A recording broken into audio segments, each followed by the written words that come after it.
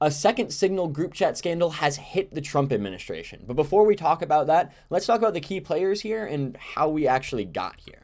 So I'm sure as many of you may know, this right here is Pete Hegseth. He's the current Secretary of Defense for the Trump administration, but notably, he isn't quite qualified for the position. While he does have some military experience, the main reason he was picked for this role is because he was a former Fox News host, which isn't quite the level of experience you would expect for such an influential and incredibly important role like the Secretary of Defense. This is one of many criticisms being levied to him when Trump first nominated him to be the Secretary of Defense. You can also see he has some interesting tattoos here as well. And among the lack of qualifications, another major issue that he faced was his notorious poor treatment of women. In fact, his own mother here had alleged that he was an abuser of women. And while she did rescind this statement when he did become nominated for the Secretary of Defense position, I mean, it is some really, really telling, before he became influential, when she wrote this letter. She goes, "As a woman and your mother, I feel I must speak out. You are an abuser of women. That is the ugly truth, and I have no respect for any man that belittles, lies, cheats, sleeps around, and uses women for his own power and ego." And he has, obviously several sexual assault scandals that go along with this, that his own mother is acknowledging and he's sharing with the public here. Although, again, this was before he was actually nominated for the Secretary of Defense position when she walked it back. It's also important to note that Pete Hegseth has faced multiple issues with alcoholism and has been alleged that he has routinely passed out from alcohol abuse, for instance, as one witness says, which led to the very viral and very famous quip that he was a DUI hire, driving under DEI, anybody laughs? I thought it was pretty good. This has been a common criticism levied against Pete Hegseth, that he's a DUI hire and that he actually goes along with his qualifications, a lack of qualifications, that he is unable to do this job. How do we expect someone that has struggled so much with alcoholism to be effective in this role, especially when he's lacking critical experience to do this job, right? So this culminated about a month ago in this breaking story. By Jeffrey Goldberg, called "The Trump Administration Accidentally Texted Me Its War Plans." This is a piece from The Atlantic that came out, I believe, on March 23rd, where Michael Waltz, the National Security Advisor, accidentally added Jeffrey Goldberg to this group chat.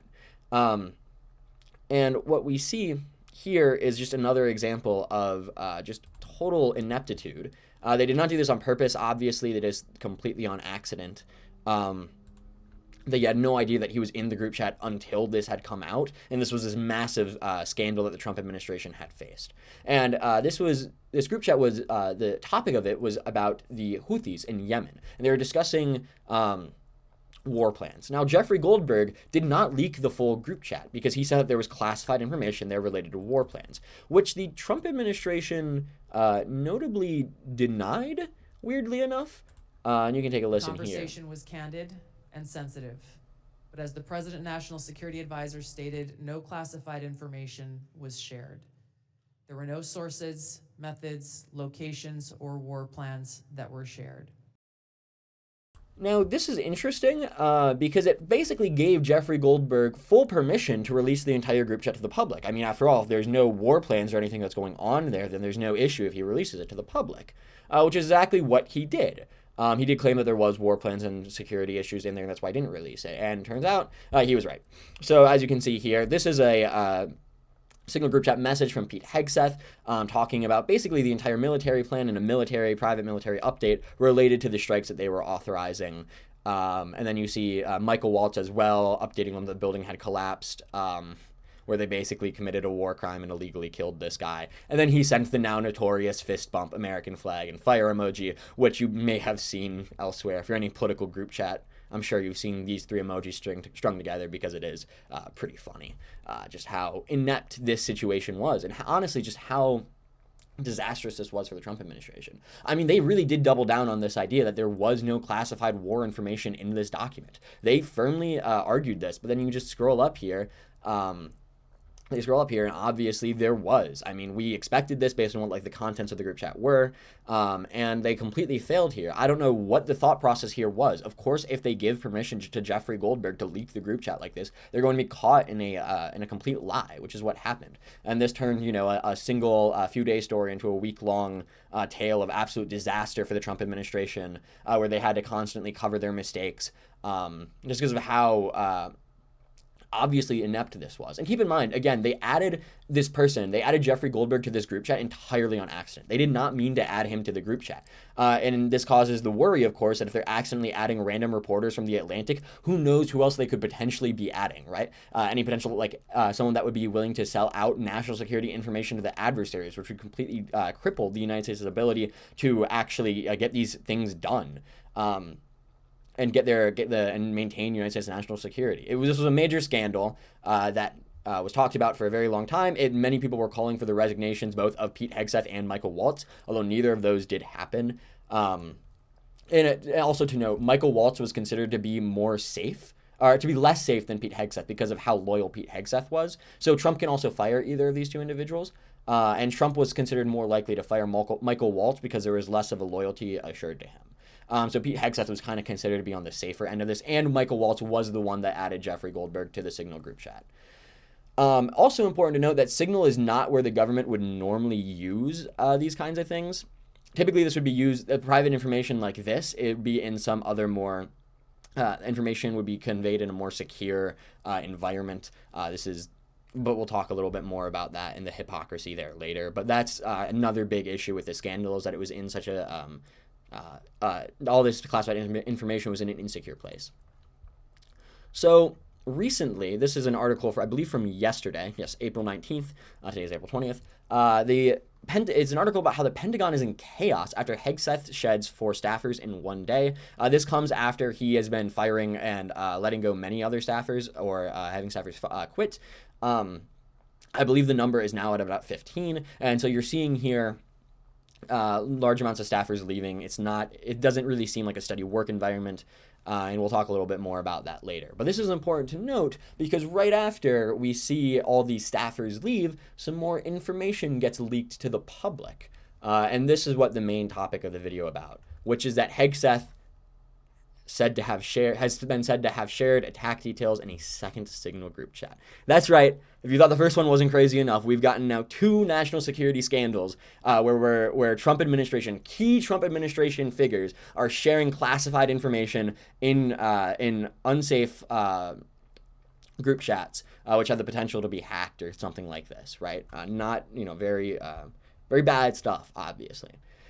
More notably, this was not sent to only people that have the clearance to be receiving this classified information. In fact, the defense secretary, I'll just read the bio, sent sensitive information about strikes in Yemen that included his wife and brother. And then also the article description doesn't here, but also his personal lawyer. So we see the issue here, right? The Secretary of Defense should not be sharing any kind of information that is important to national security to people that do not have the clearance to receive it, that do not have strategic roles within any presidential administration. If you think about Lloyd Austin, if Lloyd Austin had been sharing private security information with his wife and his brother and his personal lawyer, obviously many people on the right would be making a huge deal about it because it's a huge national security issue. This is very, it's not much more to say about why this is bad. Obviously, this is something you shouldn't be doing, and something that he should reasonably be fired or resign for. And we have more details from this. So he shared this information in a group chat called Defense Team Huddle, which he made before he actually got before he got confirmed as Secretary of Defense. And he did this around the same time as he putting details in the other Signal group chat that we had previously talked about. So, this has been a group that's been around for a little bit, and now after becoming Secretary of Defense, he's still using it to update and send classified information that he shouldn't be sending.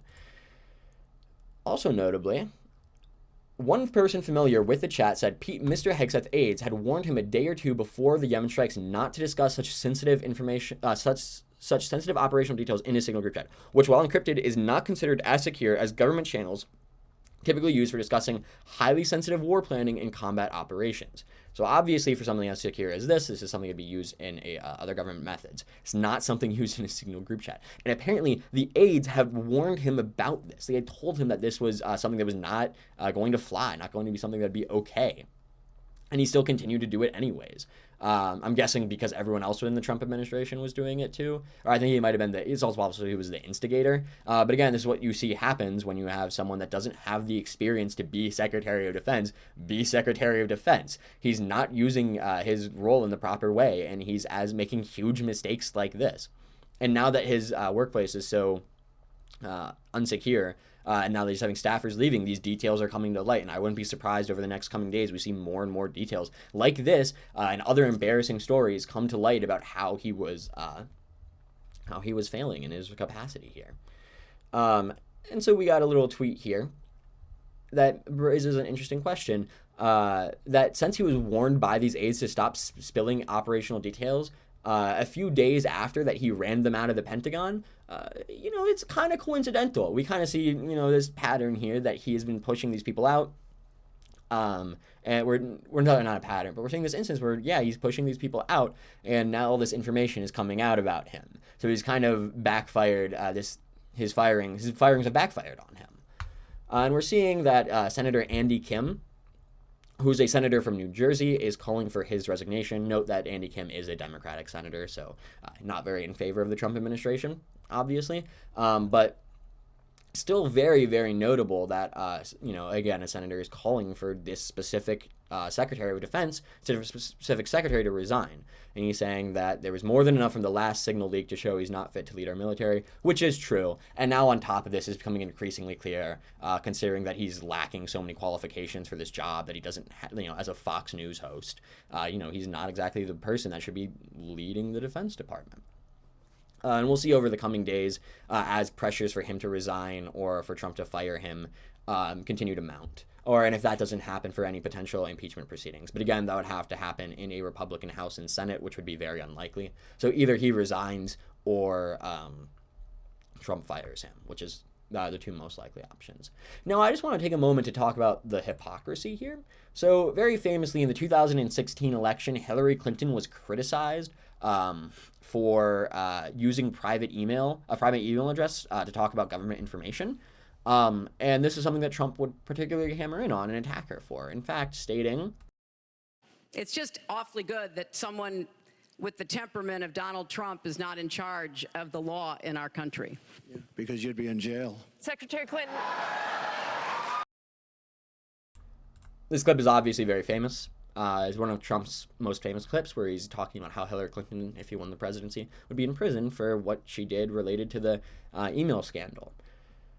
So now that Pete Hegseth and Michael Waltz are using private Signal group chats in Trump's own administration, notably it's not that big of an issue anymore. Notably, not even is it worth it for them to resign and lose their jobs over this when they've shown a clear ineptitude to do their jobs. Trump doesn't even want to do that, let alone put them in prison for this disastrous display. So keep that little hypocrisy in mind there. And notice that's a big reason why Trump managed to win the election was because of this email scandal that was going against Hillary. And for the final thing I want to talk about, or one of the last things, I kind of want to talk about this article that was also published in Politico.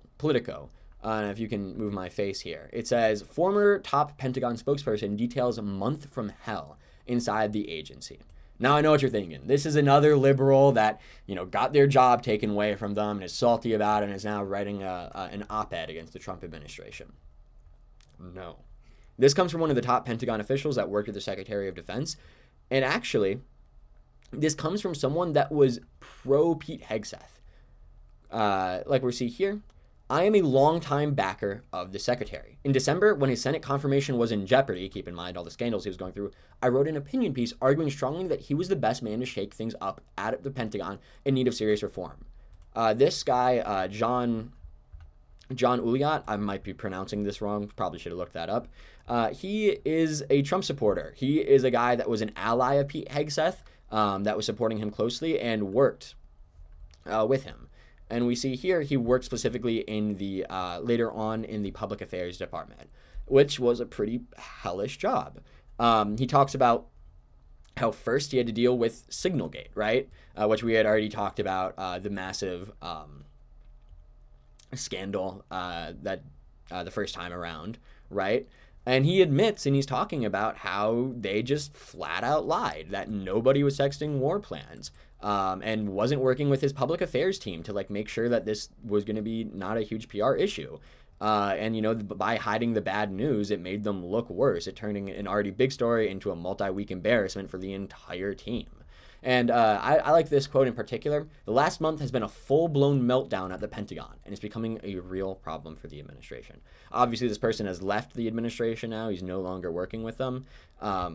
But it is very telling that even Trump allies and Trump supporters and Pete Hegseth supporters are now turning against him and recognizing how poorly the Pentagon is being run because they have firsthand experience.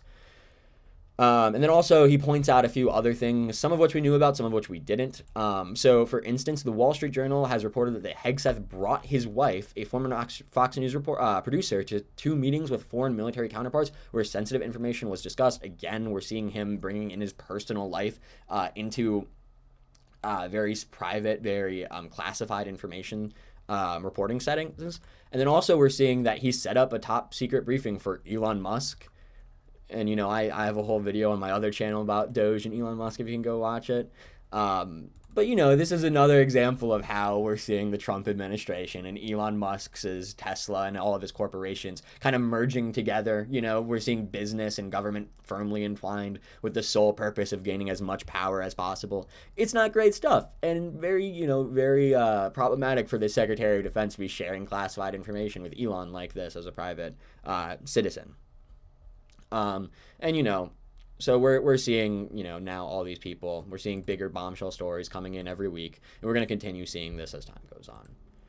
You know, I just wanted to show this. This is gambling markets. I'm a big fan of gambling markets, although they're kind of a pseudoscience, but I think it's fun to see what people are thinking. This is a market on who will leave their role in the Trump administration this year. And what we're seeing is Pete Hegseth, you know, jumping from like there's a 20% chance he'll leave his role, you know. And today with this news breaking, we've seen that he's jumped all the way up to 40%, which is a noticeable and a very, very important impact that we're seeing here. There is still considered to be a chance that he will resign. And I know you might be thinking, well, what about these other people right here? You know, these are people that have, you know, so this can't be that big of a scandal if there's other people that might leave. I just want to say Peter Navarro is the trade advisor for the United States, and Howard Lutnick is the Commerce Secretary. So these are 2 faces of the Trump tariffs. And if you know anything about politics, you will know that those did not go particularly well for Trump. So it's not exactly like Pete Hegseth is in great company here. He's having to deal with, this is what we're kind of seeing, is that he's dealing with the pretty high chance for him to resign, you know, and it's he's at the forefront of the administration with some, you know, very not safe individuals who may lose their jobs. Sorry if you can't see this. This is Peter Navarro's blue, or is the light green. Then we have Hegseth, and then we have Howard Lutnick. So yeah, that's what the Signal group chat is. Personally, I firmly believe that Pete Hegseth and Michael Waltz as well, but especially Pete Hegseth at this point should resign. He was never qualified to be the Secretary of Defense in the first place, and it's only becoming more and more clear by the day that he is a DUI hire and not actually able to do the job. So yeah, thank you so much for watching. I hope to see you guys in the next Civic Circus video. Thanks.